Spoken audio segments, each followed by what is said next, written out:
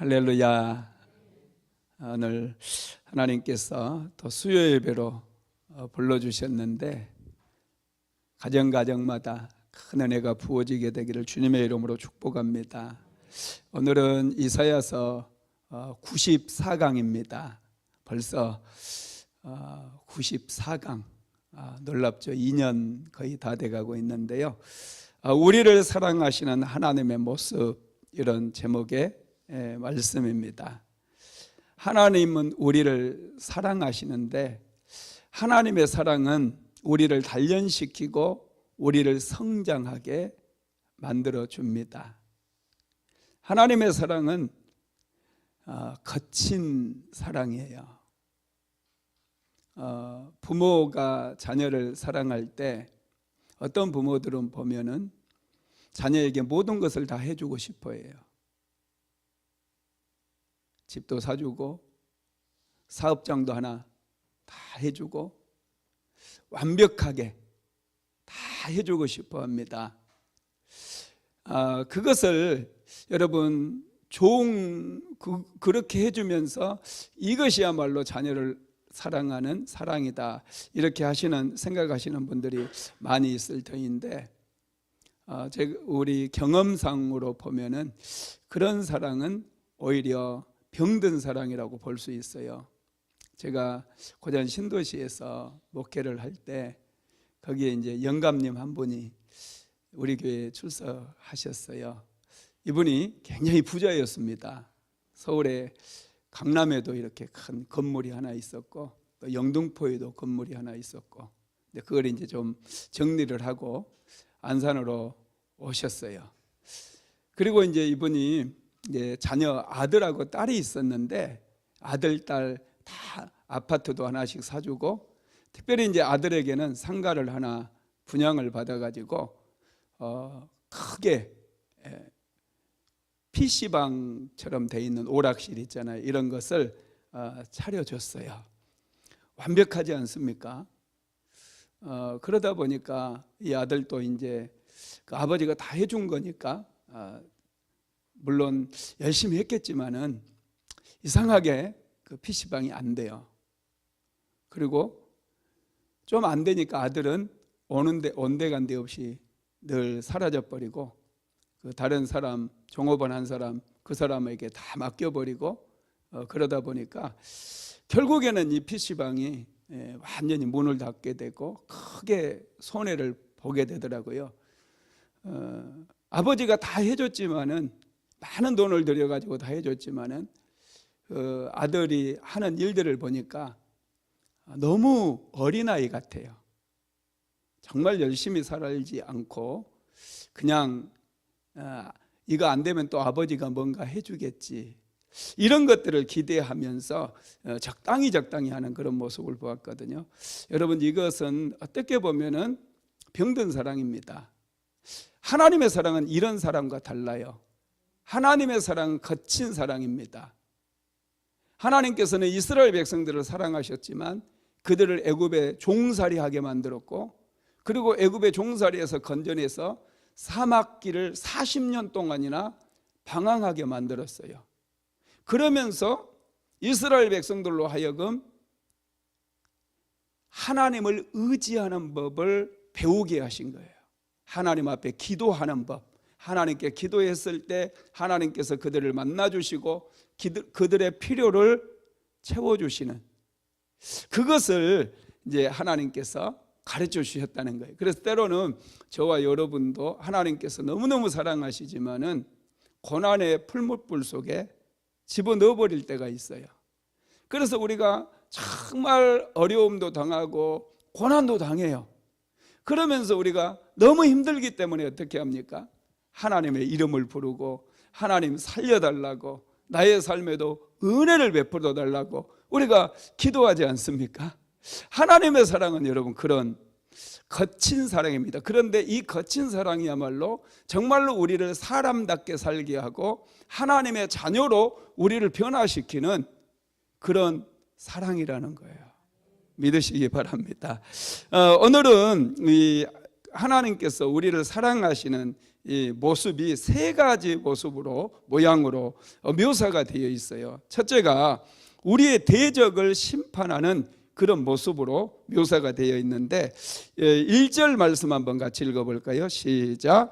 에돔에서 오는 이 누구며 붉은 옷을 입고 보스라에서 오는 이 누구냐?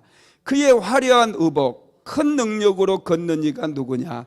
그는 나이니 공의를 말하는 이요 구원하는 능력을 가진 이로다. 아멘. 이사야 선지자가 이렇게 보는데 한 사람이 붉은 옷을 입고 다가오고 있는 거예요. 이 에돔과 보스라라고 하는 곳에서 한 사람이 붉은 옷을 입고 이사야 선지자가 있는 곳으로 올라온다는 거예요. 여러분, 이 사람이 누구냐고 이사야 선지자가 한번 물어보잖아요. 에돔에서 오는 이 누구며 붉은 옷을 입고 보스라에서 오는 이가 누구냐? 이렇게 누구냐고 물어봐요.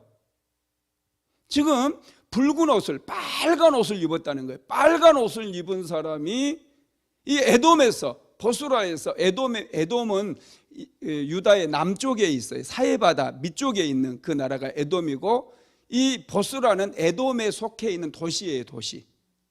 이 보스라에서 에돔 나라의 보스라에서 한 사람이 빨간색 옷을 입고 성큼성큼 유다를 향해서 다가오고 있는데 이 사람이 누구냐? 이 사람이 누구냐? 지금 그 능력으로 걷는 이가 누구냐? 이렇게 누구냐고 물어보고 있어요. 이 사람이 누구냐는 거예요. 그때 그가 바로 나다 그래요. 나. 그가 나다. 바로 하나님이라는 거예요. 공의를 말하는 이요 구원하는 능력을 가진 이다 그랬어요. 구원하는 능력을 가지신 그분, 다시 말씀드리면 메시아를 얘기합니다. 이 메시아가 지금 에돔에서 빨간 옷을 입고 유다를 향해서 나오고 있는 거예요. 여러분, 왜 지금 이 사람이 메시아가 빨간 옷을 입고 이사야 선지자가 있는 곳으로 다가오고 있는 것일까요? 그것은 지금 이스라엘을 괴롭혔던 모든 대적들을 하나님께서 심판하시고 올라오시는 바로 그 길이라는 거예요. 마치 포도즙 틀에 여러분 포도를 다 집어넣고 이제 종들이 그 포도즙 틀에 들어가잖아요. 발 벗고 신발 벗고 들어가서 포도를 막 짓이기거든요. 그러면 포도가 어떤 색깔이에요? 빨간 색깔이잖아요. 그 빨간색 옷이 여러분 빨간색 물이 온 몸에 그리고 옷에 다 물들어 버린 것처럼 그걸 지금 이제 2절에서도 말씀을 하고 있거든요. 그런데 여러분 이 말씀을 자세히 묵상해 보면은 어떤 말씀이냐면은 하나님께서 이스라엘의 대적들을 마치 포도즙 틀에 놓고 포도를 밟은 것처럼 이스라엘의 모든 대적들을 전부 그렇게 밟아서 그들이 흘린 피 때문에 빨갛게 여러분 옷이 다 변해버렸다는 거예요. 여러분 무섭지 않습니까? 굉장한 말씀입니다. 여러분 하나님께서는요, 우리도 사람도 그래요. 전쟁이 일어날 때 피를 흘리게 만들잖아요. 피를 흘리게 해서 사람을 어떻게 해요? 죽게 하잖아요. 그죠? 지금 우크라이나와 러시아 사이의 전쟁 때문에 막 폭탄이 터지고 막 총알이 날아다니고 그 파편을 맞는다든지 여러분 총알을 맞게 되면 어떻게 됩니까? 피가 막 낭자하게 흐르잖아요. 그래서 사람이 죽어요. 그런데 또 한편으로는 여러분 병원에서는 사람을 살리기 위해서 피를 흘리거든요. 수술할 때 말할 수 없는 피가 흐르거든요. 살리기 위해서도 막 피가 흐르는 거예요. 하나님께서는 이런 양면적인 모습이 다 있습니다. 사람을 구원하시기 위해서, 이스라엘 백성들을 구원하시기 위해서, 살리기 위해서 피를 흘리시기도 한다는 거예요. 적들을 심판하시기 위해서도 피를 흘리지만은 그렇다는 것입니다. 본문에 보면은 어떤 사람이 이제 붉은 옷을 입은 분과 대화를 하는데요. 2절에서 4절 말씀 한번 같이 읽어볼까요? 어찌하여 내 의복이 붉으며 내 옷이 포도즙 틀을 밟는 자 같으냐? 만민 가운데 나와 함께한 자가 없이 내가 홀로 포도즙 틀을 밟았는데 내가 노함으로 말미암아 무리를 밟았고 분함으로 말미암아 짓밟았으므로 그들의 선열이 내 옷에 튀어 내 의복을 다 더럽혔으니 이는 내 원수 갚는 날이 내 마음에 있고 내가 구속할 해가 왔으나. 아멘.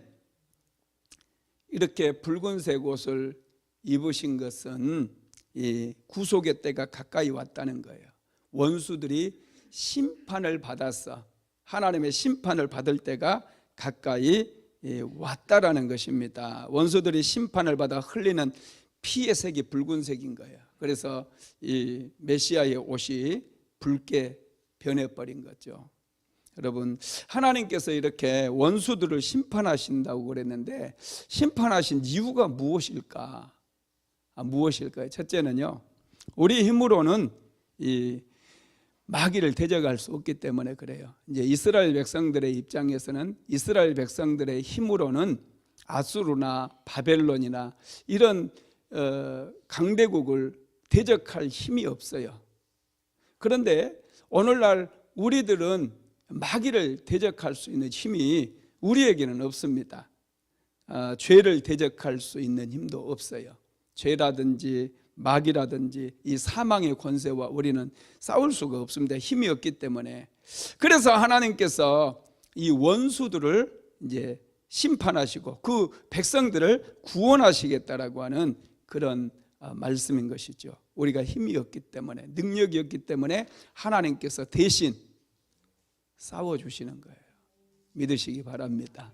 그래서 우리는 하나님의 이름을 부르면 돼요. 하나님의 은혜를 구하면 우리가 세상에서도 또 죄 때문에 넘어지기도 하고 또 마귀 때문에 도적질 당하고 그래도요, 하나님께서 우리가 하나님의 이름을 부르면 진노하심으로 그들을 밟아버린다는 거예요. 포도즙 틀에 밟으시는 거예요. 이 모든 것이 여러분 하나님의 사랑에서 출발한 것인 줄 믿으시기 바랍니다. 두 번째로는 원수들이 하나님의 백성들의 피를 흘리게 했기 때문이라는 거예요. 먼저 그들이 하나님의 백성들의 피를 흘리게 했는데 그들의 선열이 내 옷에 튀어 그랬어요. 3절에 나와 있나요? 그들의 선열이 내 옷에 튀어. 여러분, 이 그들의 선열이 무엇을 상징하냐 하면은 이 하나님의 백성들을 얘기하는 거예요. 하나님의 백성들의 피를 흘리게 했다는 거예요. 누가요? 대적들이. 지금 하나님께서 원수들을 심판하시는데 이 원수들이 하나님의 백성들의 피를 흘리게 했다는 거예요. 그래서 하나님께서 이제 그 원수들을 갚아주시는 거예요. 하나님께서 그들을 심판해 버리시는 거예요. 그들의 피를 흘리게 하신다는 거예요. 여러분, 우리가 이걸 항상 기억해야 돼요. 지금 러시아와 우크라이나 사이에 전쟁이 벌어졌는데 러시아가 전쟁을 일으켰잖아요. 참 이게 하나님을 모르기 때문에, 영적인 세계를 모르기 때문에 이렇게 전쟁을 일으키고 다른 나라를 다 부셔버리고 그러는데 하나님께서 참 이런 거 굉장히 안 좋아하십니다. 굉장히 안 좋아하셔요. 하나님께서 그 백성들을 생각하시면 그들이 흘린 피보다 몇 배의 피를 더 흘리게 만들어 버리신다는 것이죠. 세 번째로는 하나님께서 당신의 백성들을 구원하실 것을 작정하셨기 때문에 그래요. 하나님께서 우리를 이미 구원하시기로 작정하셨다는 사실을 믿으시기를 바랍니다. 하나님의 백성들을 구원하시기 위해서는 이 대적들을 심판을 먼저 해야 돼요. 마귀를 하나님께서 먼저 심판을 하셨잖아요. 예수님께서 십자가에 못 박히심으로 이 마귀의 이 머리통을 깨뜨려 버렸어요. 이것을 여러분 말씀하시는 겁니다. 그러면 하나님의 종이 언제 이런 일을 행하시느냐? 언제 대적을 심판하시고 백성들을 구원하는 그 일을 하시느냐? 5절 말씀 한번 읽어볼까요? 5절. 내가 본즉 도와주는 자도 없고 붙들어주는 자도 없으므로 이상하게 여겨 내 팔이 나를 구원하며 내 분이 나를 붙들었습니다. 그랬어요. 내가 본즉 도와주는 자도 없고 붙들어주는 자도 없으므로 그랬어요. 하나님께서 대적들을 심판하시는 때가 언제냐면 하나님의 편의 선자들이 아무도 없을 때라고 말씀하고 있어요. 하나님의 편의 선자들이 아무도 없을 때. 이게 좀 더 이제 깊이 생각을 해봐야 되는데 이게 무슨 말이냐면 의인들이 연단을 받느라고 무척 이렇게 고생을 하고 있는데 아무도 그들을 도와주지 않는 때라는 거예요. 이스라엘 백성들이 바벨론 포로로 끌려가서 무지 고생을 했잖아요. 엄청나게 연단을 받고 있어요. 그런데 아무도 이스라엘 백성들을 도와주지 않아요. 예를 들면은 여러분 우크라이나와 러시아 사이에 전쟁이 지금 벌어져 가지고 우크라이나가 굉장히 어려움에 처해 있었어요. 그런데 주변국들이 많이 도와주잖아요. 지금 EU에서도 뭐 독일에서도 무기를 보내고 미국에서도 뭐 엄청나게 많은 무기를 보내줘 가지고 우크라이나가 잘 싸우게 지금 만들고 있어요. 이렇게 도와주는 때는 하나님께서 심판하시지 않는다는 거예요. 무슨 말씀인지 알겠죠? 일방적으로 그냥 의인들이 엄청나게 고난을 당하는 그때에 하나님께서 우리의 대적들을 완전히 짓밟아 버린다는 거예요. 그래서 여러분 어려운 일을 만나고 힘든 일을 만날 때 뭐 사람 찾아갈 필요가 없어요. 때로는 하나님께서 우리가 고난 당하는 것을 당하게 하실 때가 참 많습니다. 저도 고난을 당하면서 많이 당했어요. 일방적으로 당했어요. 온갖 비난을 막 쏟아붓고 비웃고 조롱하고 이런 것들도 많이 경험을 했어요. 그런데 참 놀라운 것은요, 그런 일들을 당하고 그런 고난을 당하면서 입을 다물고 가만히 있으면 오직 하나님 한 분만 바라보게 되면은 이상하게 하나님께서 은혜를 주시더라고요. 적들을 오히려 더 수치스럽게 만들어버리고 나를 공격했던 사람들을 오히려 더 부끄럽게 만들어버리는 거예요. 오히려 나를 더 높여주시는 그런 놀라운 은혜들을 제가 경험한 적이 있습니다. 여러분의 인생도 마찬가지예요.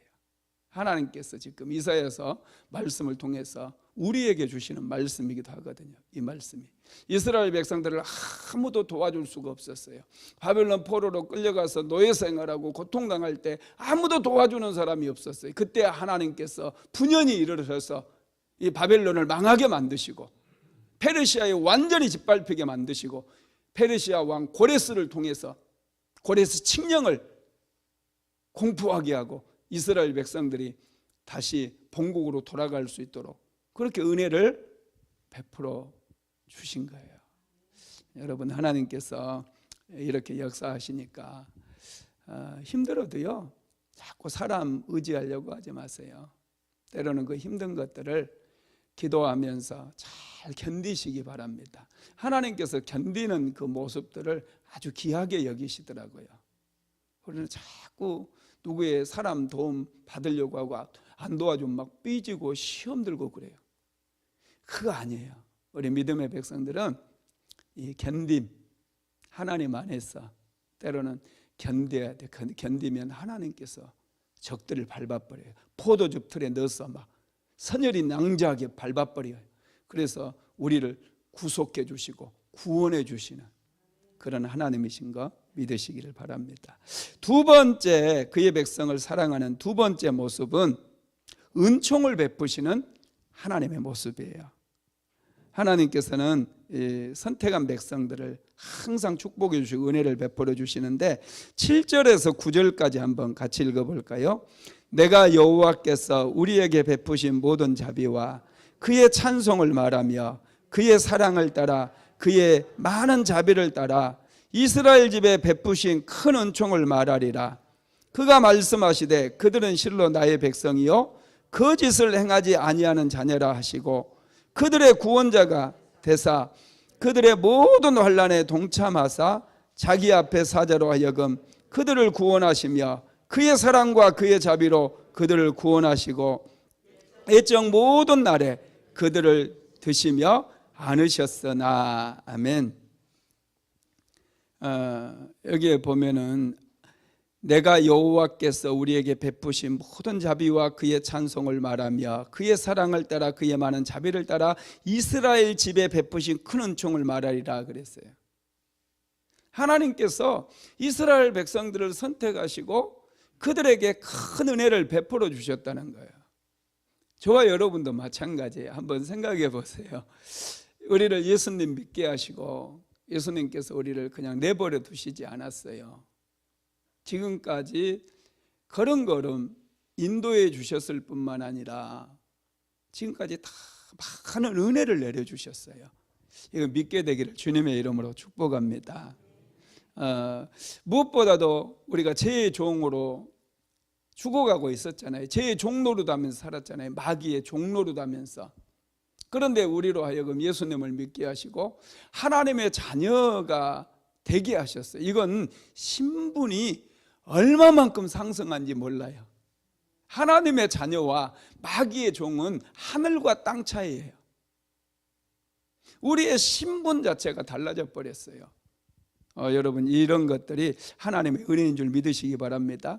이스라엘 백성들에게 최고의 은혜는 뭐였느냐면 그들이 애굽에서 430년이나 종살이를 했거든요. 그들을 하나님께서 종살이에서 해방시켜 주시고 그들을 하나님의 자녀 삼아 주신 거예요. 광야길을 걷게 하시고 시내산에서 하나님과 언약을 체결했잖아요. 십계명 말씀도 주셨잖아요. 성막을 지을 수 있도록 성막 설계도도 주셨잖아요. 제사장들을 세워서 백성들을 대신해서 기도하게 만들고 축복하게 만들어 주셨잖아요. 이건 엄청난 은혜고 엄청난 긍휼인 거예요. 이것을 말하겠다는 거예요. 하나님께서는 이렇게 우리에게 은총을 베푸시는 하나님이라는 사실을 지금 이사야 선지자는 우리에게 말씀을 해주고 있습니다. 특별히 이스라엘 백성들이 40년 광야 생활을 했거든요. 그런데 이게 하나님의 사랑이었다는 거예요. 왜 여러분 40년 방황하게 만들었느냐? 하나님을 알게 하기 위해서예요. 여러분 사람에게는 하나님께서 특별한 지혜를 주셨거든요. 모든 피조물 중에서 사람들에게 유일하게 엄청난 지혜를 주셨어요. 그 지혜로 어마어마한 빌딩을 짓잖아요. 까치 집, 요즘 우리 농장에도 까치가 자꾸 집을 지으려고 하더라고요. 내가 집을 이제 자꾸 내려버리고 그러는데, 여러분 까치는 지금 계속 지가 창조된 이후부터 계속 집을 지었어요. 그런데 1000년 전에 지었던 까치집하고 오늘날에 지은 까치집이 똑같아요? 달라요? 똑같아요. 모습도 똑같아. 그냥 재료도 똑같아요. 그 나무까지 주워다가 진흙 발라가지고 막 엮어서 만들어요. 그런데 1000년 전에 지었던 집과 오늘날에 지은 집, 사람이 만든 건 어때요? 완전히 달라요. 완전히. 재료도 달라요. 재료도. 와, 인테리어 여러분 할 때 이 인테리어 재료도요 얼마나 많이 발전해 오는지 몰라요. 비행기도 만들어 사람이. 비행기가 사람을 태워가지고 뭐 미국까지 걸어가려고 하면 아마 죽을 거예요. 그죠? 우리가 걷다가 몇 살 먹어서 한 30년 뒤에 도착할지 이게 참. 그런데 여러분 뭐 시간이 많이 안 걸리잖아요. 이거 누가 만들어요? 비행기 하나님이 만들어줬나요? 사람이 만들었어요. 사람이. 미국에 있는 사람들과 막 전화통화, 이 영상통화도 가능해요. 영상통화도. 지난번에 김영희 선교사님이 태국에서 전화를 했어요. 그러면서 목사님 우리 영상통화 할까요? 그러더라고요. 에이 그저께 봤는데 뭘 또 영상통화 해. 내가 그렇게 하고 그냥 말았는데, 영상통화, 미국에 있는 사람하고도 영상통화를 할 수. 이거 누가 만들었어요? 사람이 만들었어요. 사람이. 여러분이 만든 게 아니고 사람이 사람이 만들었어요. 사람에게 하나님께서 이렇게 놀라운 지혜를 주셨어요. 왜 하나님께서 사람들에게 이렇게 놀라운 지혜를 주신 줄 아세요? 뭐 그런 건물이나 평생 만들다가 죽으라고, 비행기나 만들다가 더 좋은 비행기 만들고 더 좋은 비행기 만들다가 죽으라고 이런 지혜 주셨을까요? 아니에요. 그럼 왜 주셨을까요? 그 지혜를 통해서 하나님을 알고, 하나님을 알고 하나님을 예배하는 자가 되라고 그런 놀라운 지혜를 주신 거예요. 그런데 사람들이 여러분 죄로 인해서 하나님께서 그렇게 하나님을 알게 하기 위해서, 깨닫게 하기 위해서 이런 모든 꽃 한 송이에서도 하나님을 발견할 수 있는 그 지혜가 사람들 안에 있는데 죄가 가리워서 그것을 깨닫지 못하게 만드는 거예요. 그래서 하나님을 알지 못해요. 그러니까 하나님께서 무엇을 주신다고요? 고난을 주시는 거예요. 고난을. 이스라엘 백성들은 얼마나 똑똑한지 몰라요. 그런데 그들이 40년 동안 광야 생활을, 그 광야 생활하면서 모래바람이 막 콧공기로 들어가지고 숨도 제대로 쉬지 못하고 물이 없어가지고 막 원망불평도 하고 그러잖아요.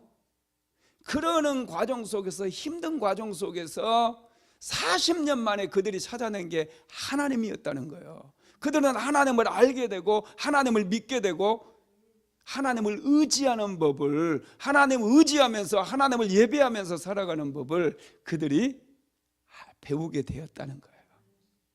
야, 여러분 그게 여러분 은혜라는 거예요. 이게 하나님의 사랑이고 하나님의 은혜라고 얘기를 하는 것이죠.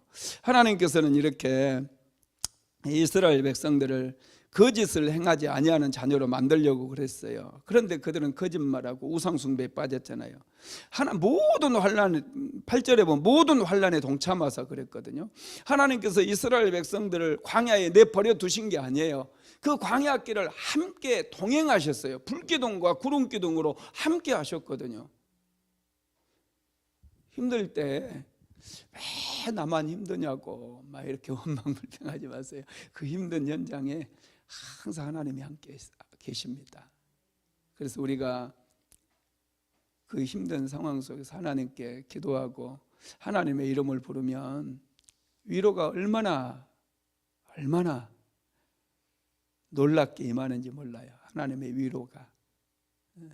힘든 그런 것들, 고난을 여러분 낭비하지 마세요. 우리의 삶에 찾아온 고난을 절대 낭비하지 마세요. 고난은 하나님을 만날 수 있는 기회고요, 하나님의 은혜를 입을 수 있는 기회고, 내가 변화될 수 있는 기회예요. 하나님의 사람으로 하나님께서 사용하시는 그런 온전한 사람으로 변화될 수 있는 기회다는 거예요. 그런 것을 원해서 하나님께서 이스라엘 백성들을 지금 고생의 풀무불 속으로 집어넣어요. 저와 여러분도 고난의 풀무불 속으로 집어넣으실 때가 있다는 거예요. 이런 고통을 지금 당했잖아요. 그때 이스라엘 백성들의 반응은 어땠는가 한번 읽어봅시다. 10절 한번 읽어봅시다. 그들이 반역하여 주의 성령을 근심하게 하였으므로 그가 돌이켜 그들의 대적이 되사 친히 그들을 치셨더니. 아멘. 여기에 보면은 그들은 이스라엘 백성들이에요. 이스라엘 백성들, 하나님께서 은혜를 그렇게 많이 주셨고 광야길도 통과하게 하셨고 가나안 땅까지 그들을 인도해 주셨잖아요. 그래서 그들이 잘 살게 만들고 다윗 왕조 시대 때는 뭐 애굽에서까지 조공을 받게 되고 뭐 이 북쪽으로도 하맛 어기까지 다 차지했어요. 바벨론이니 뭐 아수르니 이런 그때 조그마한 그런 민족들이었는데 그런 나라들이 막 조공까지 바치게, 그렇게까지 하나님께서 은혜를 베풀어 주셨거든요. 근데 그들이 잘 살다 보니까 어떻게 했느냐, 하나님을 반역했대요. 하나님을 믿으면서 그들이 떠나버린 거예요. 그래서 항상 여러분 우리가 주의해야 될 게 뭐냐면, 가난할 때보다도 이제 부자가 되어버렸을 때 참 믿음 지키기가 힘들어요. 더 타락하기 쉬워요. 우리를 자신을 지킬 수가 없어요. 이스라엘 백성도 그랬어요. 그래서 하나님을 반역했다는 거예요. 그래서 어떻게 됐다고요? 주의 성령을 근심하게 하였대요. 여러분, 이 구약 성경에는 성령이라고 하는 말이 잘 안 나오잖아요. 그죠? 여호와의 영, 이런 말이 많이 나오잖아요. 그죠? 근데 시편에 주의 성령을 근심하지 않게, 주의 성령을 거두지 마옵시고, 이 다윗이 쓴 시편에 주의 성령을 거두지 마옵시고, 그런 이제 시편이 딱 한 번 나오거든요. 이 성령이라고 하는 말이. 근데 이사야서에 이 주의 성령이라고 하는 말이 또 나와요. 주의 성령을 근심하게 하였으므로, 그래서 하나님을 근심하게 함으로 인해서 하나님께서, 그거는 하나님을 얘기합니다. 하나님께서 돌이켜 그들의 대적이 되사 그들을 치셨다는 거예요. 그들에게 고난을 주셨다는 거예요. 그들이 바벨론에 의해 나라가 망하게 만들었고 포로로 끌려가게 만들었다는 거예요. 하나님께서 하셨어요. 이스라엘 백성들을 치료하기 위해서 이스라엘 백성들 피가 흘리게 만든 거예요. 이건 치료하기 위한 거예요. 여러분, 그렇습니다. 하나님의 사랑과 구원에 대한 반응은 이스라엘 백성들의 반역이었어요. 이스라엘 백성들이 반역함으로 인해서 하나님 성령께서 근심했다는 것입니다. 11절도 읽어볼까요? 이사야서 62장 11절 시작. 백성이 애적 모세의 때를 기억하여 이르되 백성과 양떼의 목자를 바다에서 올라오게 하신 이가 이제 어디 계시느냐? 그들 가운데 성령을 두신 이가 이제 어디 계시냐? 아멘. 그들이 지금 바벨론 포로를 끌려가서 고통을 엄청 당하면서 그들이 이렇게 얘기하는 거예요. 모세의 때를 기억하면서, 모세의 때 하나님께서 이스라엘 백성들을 애굽의 종살이에서 해방시켜줬잖아요. 그때를 기억하면서 이스라엘 백성을 홍해바다에서 올라오게, 바다는 홍해바다거든요. 홍해바다를 가르치고 올라오게 하셨던 그 하나님, 그분이 지금 어디 계시냐 이러는 거예요. 그들 가운데 성령을 두신 이가 이제 어디 계시냐? 하나님이, 자기들이 지금 하나님의 심판을 받아가지고 바벨론의 포로로 끌려가서 그렇게 고생당하는 것도 모르고 우리를 구원해 주셨던 그 하나님이 어디 있느냐? 한번 나와봐라, 막 이렇게 오히려 불평하는 거예요. 그 하나님이 계시는, 우리랑 똑같지 않습니까? 하나님 어디 계시냐고 내가 좀 힘들면 막 그러는 분들 많잖아요. 괜히 하늘은 찔러대고 그래. 괜히 하늘은 찌르면서 하나님 있으면 나보라고 막, 아이 천둥벼락이나 좀 확, 그러면 여기 살아남을 사람이 없을 거예요. 그죠? 우리의 이스라엘 백성들은 하나님께서 그들을 심판하셨을 때 굉장히 당황했어요. 그래서 하나님께서 왜 사랑한다고 말씀하면서 그 백성들을 이렇게 심판하시는가, 이거에 대해서 굉장히 의아하게 생각을 했다라는 거예요. 12절도 한번 읽어볼까요? 12절 시작. 그의 영광의 팔이 모세의 오른손을 이끄시며 그의 이름을 영원하게 하려 하사 그들 앞에서 물을 갈라지게 하시고. 아멘. 이게 이제 이스라엘 백성들을 홍해바다 앞에서 그들이 위기에 만났을 때 홍해바다를 가르신 그 말씀을 지금 말씀하고 있어요. 그렇게 하나님께서 역사하셨는데 지금은 왜 우리를 이렇게 고통스럽게 하시는가, 그런 탄식이죠. 13절로 14절도 읽어볼까요? 시작. 그들을 기품으로 인도하시되 광야에 있는 말같이 넘어지지 않게 하신 이가 이제 어디 계시냐? 여호와의 영이 그들을 골짜기로 내려가는 가축같이 편히 쉬게 하셨도다. 주께서 이와 같이 주의 백성을 인도하사 이름을 영화롭게 하셨나이다 하였느니라. 옛적에 그 이스라엘 백성들을 이제 광야를 지나가게 하시고 또 가나안 땅으로 이끄시는 그 모습이 이렇게 표현이 되어 있습니다. 골짜기로 내려가는 가축같이 하나님께서 편히 쉬게 하셨는데 지금은 어디 계시느냐는 거예요. 지금은 어디 계시느냐, 그것을 얘기를 하고 있어요. 하나님의 백성들에게 있어서 여러분 가장 위대한 일이 뭐냐면 고난의 때에도 여러분 잘 견디는 것, 그때에도 하나님의 말씀을 붙잡는 것, 이게 가장 대단한 믿음이고요. 정말 하나님 보실 때 아름다운 신앙이라고 할 수 있습니다. 그 모든 것들이 사실은 하나님께서 우리를 이끄시고 있고 인도하고 있기 때문에 그래요. 힘든 일이 찾아오실 때도 여러분 불평하지 마시고요, 오히려 감사하면서 하나님의 은혜를 생각하시기 바랍니다. 세 번째로는 우리의 기도를 들으시는 하나님의 모습으로 나와요. 이제 15절로 19절은 이제 기도가 나오거든요. 이 기도가 이사야서 64장까지 쭉 이어집니다. 이 기도의 요점이 뭐냐면은 하나님께서 우리가 하는 기도를 들으신다는 거예요. 고난 가운데 백성들이 부르짖는 거 다 들으신다는 거, 이게 요점입니다. 하나님께서는 우리의 기도를 들으시는 분이에요. 믿으시기 바랍니다. 우리가 매일 기도하잖아요. 우리 교회처럼 열심히 기도하는 교회도 없을 거예요. 작지만은 정말 야심을 다해서 기도하는 분들이 많아서 얼마나 행복한지 모릅니다. 이사야서 63장 15절로 19절 한번 같이 읽어봅니다. 주여 하늘에서 굽어 살피시며 주의 거룩하고 영화로운 처소에서 보옵소서. 주의 열성과 주의 능하신 행동이 이제 어디 있나이까? 주께서 베푸시던 간곡한 자비와 사랑이 내게 그쳤나이다. 주는 우리 아버지시라. 아브라함은 우리를 모르고 이스라엘은 우리를 인정하지 아니할지라도 여호와여, 주는 우리의 아버지시라. 옛날부터 주의 이름을 우리의 구속자라 하셨거늘 여호와여, 어찌하여 우리로 주의 길에서 떠나게 하시며 우리의 마음을 완고하게 하사 주를 경외하지 않게 하시나이까? 원하건대 주의 종들 곧 주의 기업인 지파들을 위하사 돌아오시옵소서.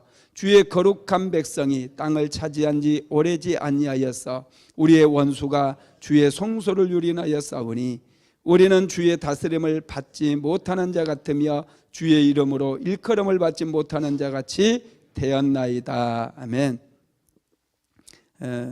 이사야 선지자가 이스라엘을 대표해서 하나님께 구원을 달라고 기도하는 모습이 지금 15절로 19절에 나와 있어요. 그 기도를 보면은 하나님께 정말 주는 우리의 아버지시라 이렇게 기도하잖아요. 이스라엘 백성들이 하나님의 은혜를 입을 수 있는 의의가 하나도 없어요. 뭐 하나님의 은혜를 받을 만한 자격이 없다는 거예요. 한마디로 뭐 하나님을 위해서 헌신을 많이 했다거나 헌금을 많이 했다거나 뭐 하나님을 정말로 기뻐하면서 예배했다거나 이런 자기의 의의가 구원받을 수 있는 의의가 하나도 없는 거예요. 그래서 이사야 선지자는 어디에 호소를 하느냐 하면은 하나님이 우리 아버지라는 거예요. 우리가 하나님의 자녀라는 사실을 자꾸 몇 번 반복해서 얘기하잖아요. 하늘에 주여 하늘에서 굽어 살피시며 이렇게 기도를 시작을 하시면서 주는 우리의 아버지시라 그랬어요. 아브라함도 우리를 모르고 이스라엘은 우리를 인정하지 아니할지라도, 아브라함은 이스라엘 민족의 조상이잖아요. 족장이잖아요. 이스라엘, 여기서 이스라엘은 야곱을 얘기해요. 야곱도 이스라엘의 족장이고 믿음의 조상이라고 볼 수 있거든요, 두 사람이. 그런데 그들마저도 우리를 모른다 할지라도 하나님, 우리는 하나님의 자녀들이 아닙니까? 이렇게 호소를 하고 있어요, 이사야 선지자가. 그들이 지금 믿음을 다 잃어버렸기 때문에 아브라함도 너희들 나 몰라, 너희 믿음의 자손들 아니야. 야곱이 볼 때도 너희들 믿음의 자손이 아니야, 너희들은 당해도 돼, 이렇게 얘기한다 할지라도 하나님은 우리의 아버지가 되시는 게 아닙니까? 우리가 하나님의 자녀가 된다는, 그걸 가지고 하나님의 은혜를 구하고 하나님의 자비를 구하고 긍휼을 구하고 있는 거예요. 이걸 여러분 우리가 배워야 된다는 거예요.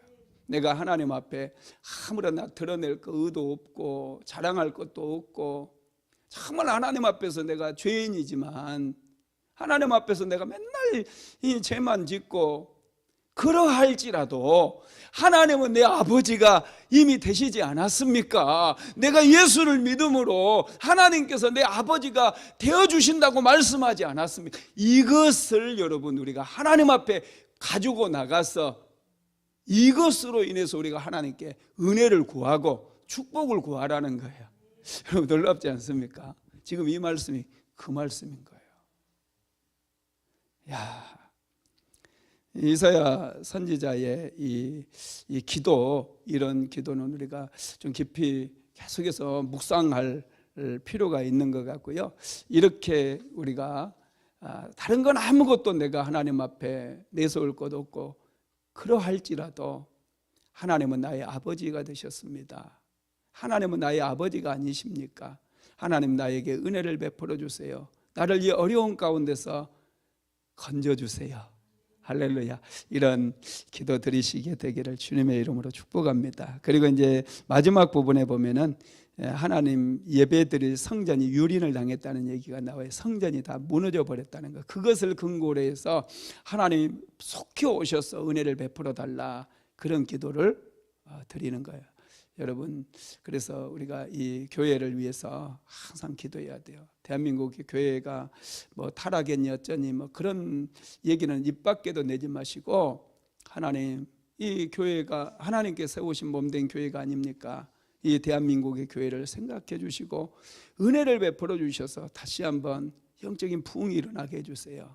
이런 기도를 하나님께서 기뻐하십니다. 믿으시기 바랍니다. 말씀을 마무리하겠습니다. 유다 백성들은 하나님을 잃어버린 후에야 하나님이 얼마나 귀한 분인가를 알게 되었어요. 그리고 자신들에게 하나님께서 부어주셨는 그 특권이 얼마나 큰지를 알게 되었고요, 하나님의 사랑이 얼마나 귀하고 소중한지를 그들은 알게 되었던 것이죠. 이 깨달음이 임했을 때 이사야 선지자는 하나님 앞에 그 하나님의 아버지 되심을 근거로 해서 하나님께 쭉 기도하면서 나아가게 되는 것이죠. 저와 여러분도 마찬가지 깨달음이 필요해요.